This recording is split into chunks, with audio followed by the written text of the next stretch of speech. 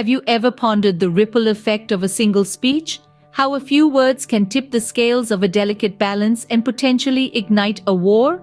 Today, we delve into the power of words and the looming threat of a potential war in the Middle East, with a focus on the Israel-Hamas conflict and the role of Hezbollah's chief, Syed Hassan Nasrallah. In early November 2023, Nasrallah was set to deliver a speech that could determine the trajectory of the Israel-Hamas war.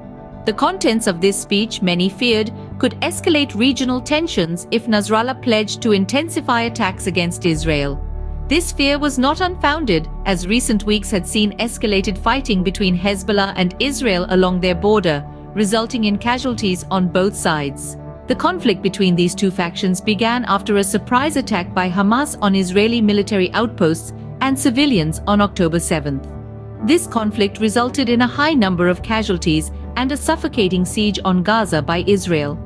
Despite calls for a ceasefire, Israel remained steadfast in its objective to continue attacking Gaza until Hamas was eradicated.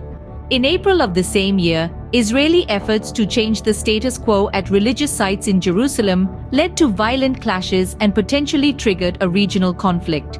The United Nations labeled 2022 as the deadliest year in the occupied West Bank in the past 16 years. With Netanyahu's alliance with far-right and ultra-religious forces, violence increased and attempts to erode the status quo at holy sites escalated. Fast forward to January 2024, and the echoes of the past year's events still reverberate through the Middle East. Twin explosions in Iran claimed at least 103 lives, following a strike in Lebanon that killed Hamas's deputy leader.